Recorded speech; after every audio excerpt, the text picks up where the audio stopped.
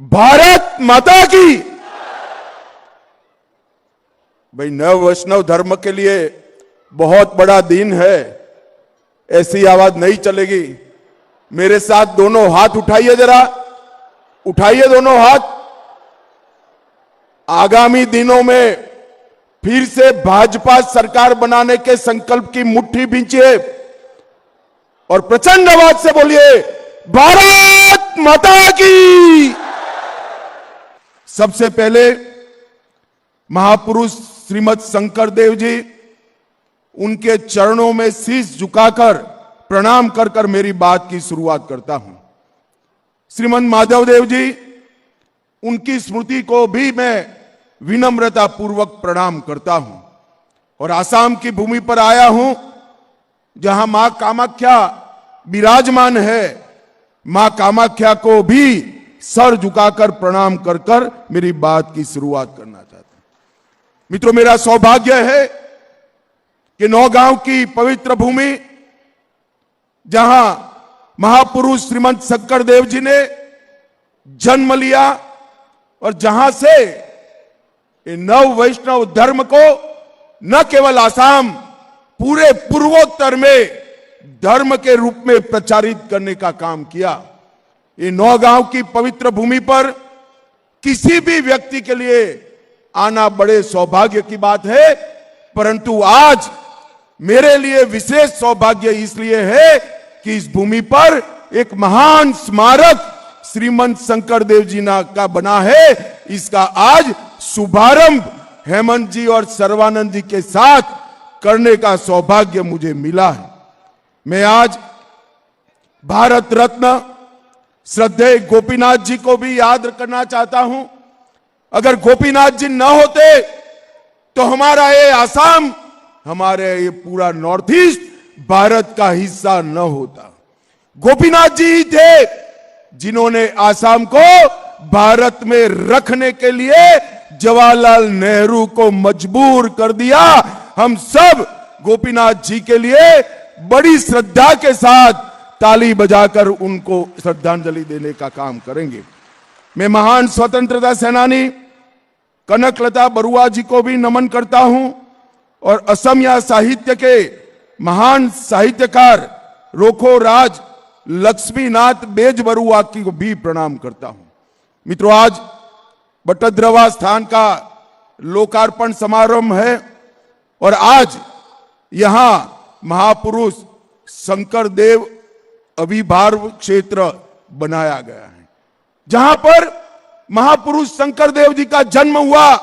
वो स्थान पर न केवल 1 साल, 5 साल, 10 साल, सदियों तक नव वैष्णव धर्म का डंका बजाने वाला स्थान आज इस नौगांव क्षेत्र में शुरू हुआ है। इस स्थान का निर्माण 3 फेज में किया गया। लगभग 250 करोड़ की लागत, 162 बीघा भूमि और सभी नव वैष्णव धर्म की परंपराओं को जमीन पर उतारने का काम किया। श्रीमद् भागवत के सभी धार्मिक चिन्हों को बहुत बारीकी से अध्ययन करके मूर्त स्वरूप देने का भी काम किया है। मैं अभी ये दिव्य स्थान पर जाकर आया हूं। मैंने पुनर्निर्मित रास्तों पर भी स्वयं चला हूं। शांत तालाबों के सामने थोड़ी देर रुका हूं। प्रार्थना कक्षों में नाम ध्वनि का मधुर श्रवण कर कर आया हूं और वहां पर आप भी जब जाएंगे वहां समय रुक जाता है। फिर से एक बार हमें श्रीमद शंकर देव के पवित्र चरणों में पहुंचाने का काम करा है। ये स्थान कोई स्थान नहीं रहने वाला है, 500 वर्षों की विरासत से हमें जोड़ने वाला स्थान बन गया है।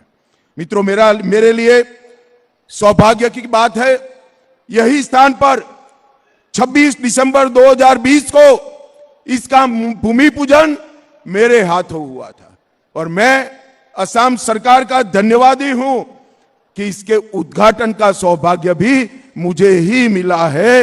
ये मेरे लिए बहुत बड़ी बात है। श्रीमद शंकर देव ने नव वैष्णव धर्म की स्थापना कर पूरे पूर्वोत्तर में श्रीमद् भागवत को प्रस्थापित करने का काम किया। भागवत के बताए रास्तों पर ईश्वर की भक्ति करना, भागवत के बताए रास्तों पर अच्छा जीवन जीना और भागवत धर्म के अनुसार ही ये देश को अपनी मातृभूमि मानकर चलने का संदेश श्रीमद् शंकर देव ने दिया। यह पवित्र स्थान सिर्फ एक पूजा घर नहीं है, एक नाम घर नहीं है, ये असमिया सद्भाव का जीवन प्रतीक।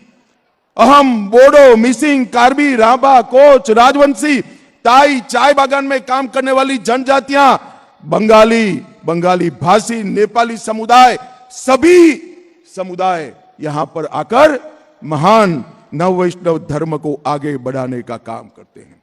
इसलिए ये स्थान हमारी असम की साझा संस्कृति को आगे बढ़ाने वाला स्थान बनने वाला है और सामूहिक भक्ति का भी स्थान बनने।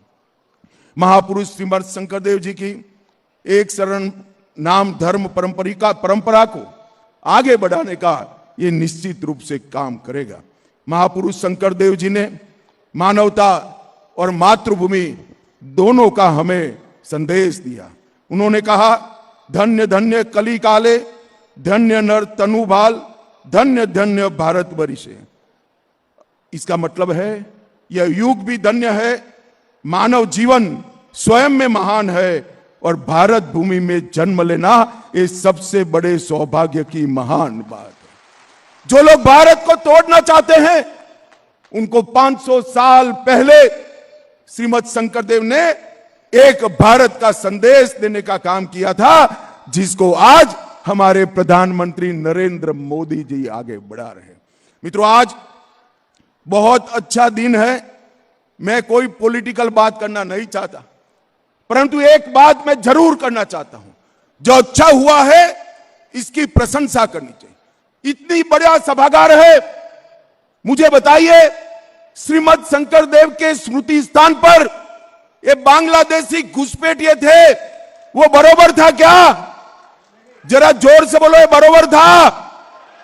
आज हेमंत विश्व शर्मा जी को मैं बहुत मनपूर्वक बधाई देना चाहता हूं।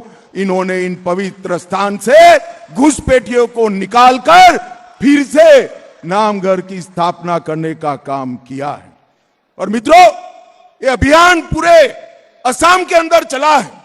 1 लाख बीघा से ज्यादा भूमि घुसपैठियों से मुक्त कराई गई है।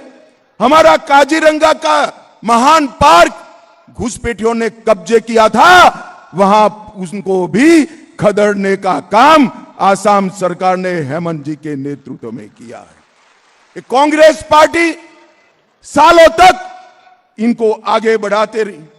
बात तो असम की संस्कृति की, परंतु 1983 में IMDT एक्ट लाकर उन्होंने घुसपैठिए को यहां बसने का कानूनी रास्ता बनाया। मैं आज श्रीमद् शंकरदेव जी की भूमि पर कहना चाहता हूं, भारतीय जनता पार्टी का संकल्प है न केवल आसाम, पूरे देश से चुन चुन कर हम घुसपैठिए को निकालने का काम करेंगे, चुन चुन कर। और भाइयों बहनों, असम की संस्कृति एक घुसपैठियों के प्रभाव में दबती जाती थी।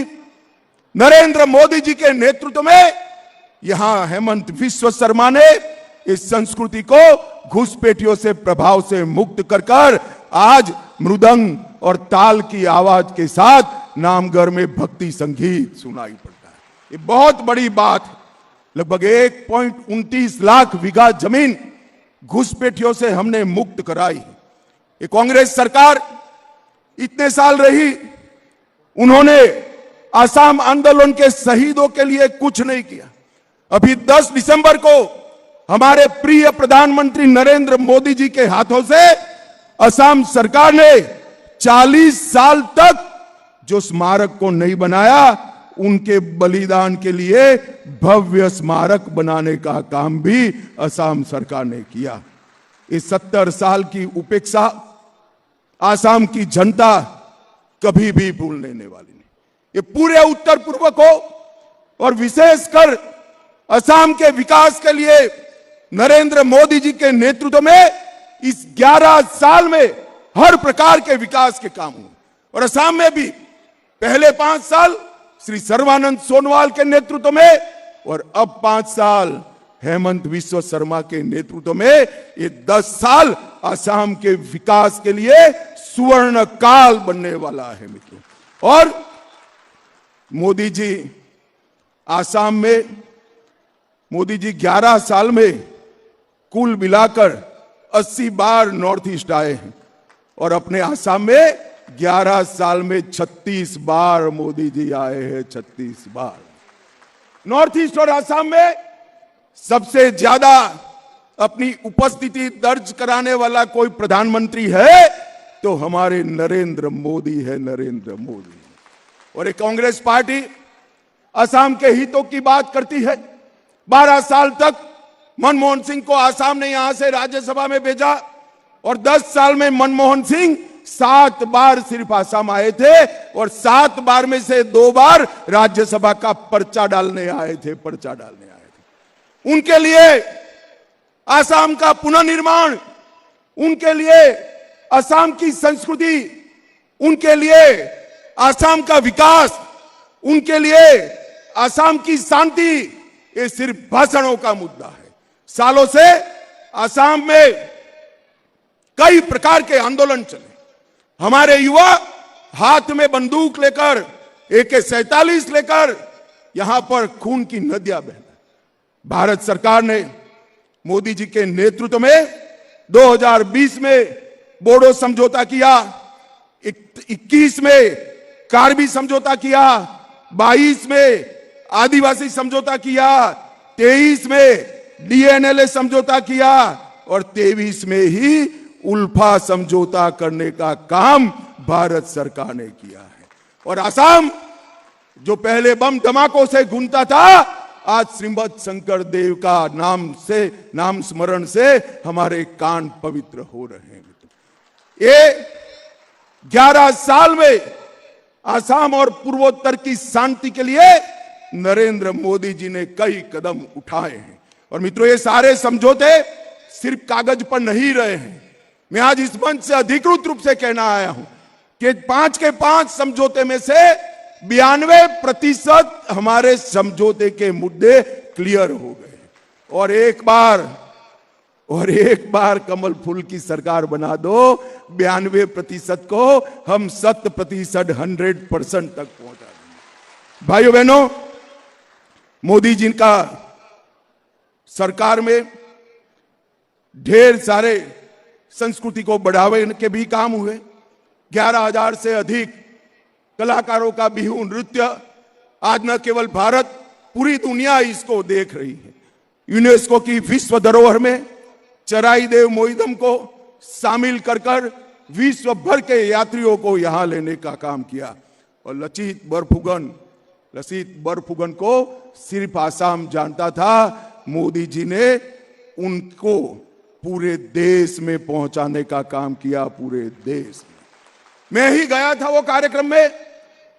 देश की 23 भाषाओं में लचित बरफुगन के जीवन चरित्र को गुजराती, मराठी, ओडिया, पंजाबी, तमिल, तेलुगु, मलयाली, हर भाषा में लचित बरफुगन के चरित्र को भाषांतरित करने का काम किया।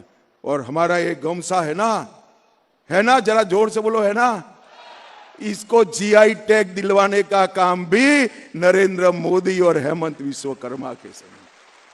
16वीं शताब्दी का वृंदावनी वस्त्र, जिसको एक प्रकार से श्रीमंत शंकरदेव ने डिजाइन किया था, वस्त्र पर वृंदावन में श्री कृष्ण के बचपन के जीवन के सारे प्रसंग उकेरे जाते हैं।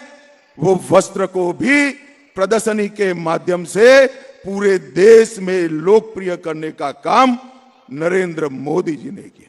मित्रों, सिर्फ सांस्कृतिक विकास नहीं, हमने ढेर सारा विकास के काम भी किए। ये कांग्रेस सरकार में असम से उनके प्रधानमंत्री जाते थे, 10 साल में 1,28,000 करोड़ रुपए दिए। जरा जोर से बोलो भाई, 10 साल में 1,28,000 करोड़। कितना? अरे जोर से बोलो, कितना? और नरेंद्र मोदी जी ने 14 से 24 में 1,28,000 करोड़ के सामने 15 लाख करोड़ रुपया असम के विकास के लिए खर्च किया। ये फर्क है भाजपा सरकार और कांग्रेस सरकार के बीच। वो भाषण करते हैं, हम काम करते हैं। बोगीबील का ब्रिज आज देखने के लिए पूरी दुनिया उमड़ पड़ती है। हमने 7,000 करोड़ से आसाम में NH 715 के 85 किलोमीटर कालीबोर नमूलीगढ़ सेक्शन को 4 लेन बनाने का काम किया। हमने 3400 करोड़ से सिलचर चुराईबारी कॉरिडोर हमने स्वीकृत किया। 22,800 करोड़ से मेघालय से असम पंचग्राम तक का 170 किलोमीटर रोड को स्वीकृत किया। 6,000 करोड़ से भारत के सबसे बड़े रेल सड़क बोगीबील पुल का निर्माण पूरा किया। 5,000 करोड़ से ब्रह्मपुत्र नदी पर 4 लेन का धुबरी फुलवाड़ी पुल शुरू हो चुका है। 2,000 करोड़ से ढोला सदिया पुल का निर्माण 2017 में किया और NESIDS 646 करोड़ से 19 सड़क और पुल की योजनाएं हमने करी और 6 लेन पुल एक दूसरा ब्रह्मपुत्र पर बन रहा है। रेलवेज, एयरवेज और कई जलमार्ग, सर्वानंद जी बैठे हैं यहां पर, लगभग 8,000 करोड़ का खर्च कर देश भर के यात्रियों को जलमार्ग से आसाम तक लाने का काम भारत सरकार ने किया। लसित बरफुकन की 84 फीट ऊंची प्रतिमा बन गई। भारत में निर्मित पहला स्वदेशी क्रूज जहाज MV गंगा विलास वाराणसी से डिब्रूगढ़ तक यात्रा कर चुका है। स्वास्थ्य के क्षेत्र में कितने मेडिकल कॉलेज खोले, IIM की स्थापना हुई, नवोदय स्कूल खोले गए। स्वास्थ्य में एक बहुत बड़ा काम हुआ है। 1100 करोड़ की लागत से 750 बेड का एम्स अपने आसाम में देने का काम नरेंद्र मोदी जी ने किया। भाइयों बहनों, इसके साथ टाटा का सेमीकंडक्टर का यूनिट 10,600 करोड़ से ब्रह्मपुत्र घाटी उर्वरक निगम लिमिटेड का नया परिसर 11,000 करोड़ से 13 लाख मैट्रिक टन यूरिया के उत्पादन की व्यवस्था और ढेर सारी प्राइवेट इंडस्ट्री आसाम में आ रही है। आसाम अब आंदोलनों की जगह विकास की भूमि बन गई। दिल्ली में एक समय में आसाम को प्रॉब्लम खड़े करने वाले स्टेट के रूप में जाना जाता था। मैं कल ही गुजरात के उद्योगपतियों को मिलकर आया हूं। उन्होंने कहा आसाम अब पूरे पूर्वोत्तर का ग्रोथ इंजन बनकर देश को विकास के रास्ते पर ले। ये परिवर्तन जो आया है, ये परिवर्तन केंद्र में 11 साल तक नरेंद्र मोदी जी की सरकार और यहां 10 साल तक सर्बानंद सोनोवाल और हेमंत बिस्वा शर्मा की सरकार में आए। और इन्होंने क्या किया? घुसपैठिए घुसाए, वोट बैंक बढ़ाने के लिए आसाम की संस्कृति का हास किया, आसाम के संस्कार को, आसाम के साहित्य को, आसाम के पहरवेश को, आसाम की पूरी संस्कृति का नीचे ला जाने का काम कांग्रेस ने किया है। मित्रों, आज मैं आपको कहकर चाहता हूं, एक और 5 साल भाजपा की झोली में आसाम सरकार डाल दो, पूरे आसाम को हम घुसपैठियों से मुक्त कराएंगे, घुसपैठियों से मुक्त कराएंगे। ये हमारा संकल्प है। जो घुसपैठियों को वोट बैंक समझते हैं, ये लोग वो नहीं कर सकते हैं। घुसपैठिया देश की सुरक्षा के लिए, आसाम की संस्कृति के लिए बहुत बड़ा खतरा है, ऐसा मानते हैं, वो ही कर सकते हैं। और ऐसा मानने वाला भारतीय जनता पार्टी अकेली पार्टी है मित्रों, और कोई पार्टी ऐसी नहीं। तो फिर से एक बार श्रीमद शंकरदेव और माधवदेव के सभी अनुयायियों को मैं हृदय पूर्वक बधाई देना चाहता हूं कि श्रीमद शंकरदेव का जो जन्म स्थान है, वही स्थान पर आज एक भव्य स्मारक सदियों तक श्रीमद शंकरदेव के संदेश को, नव वैष्णव धर्म को और श्रीमद भागवत को भी सदियों तक यहां से प्रचार प्रसार की सुविधा होगी और सब लोग श्रीमद् भागवत के रास्ते पे चलकर, श्रीमद् शंकर के रास्ते पर चलकर अपने जीवन का कल्याण करेंगे। फिर से एक बार बहुत बहुत बधाई। वंदे मातरम।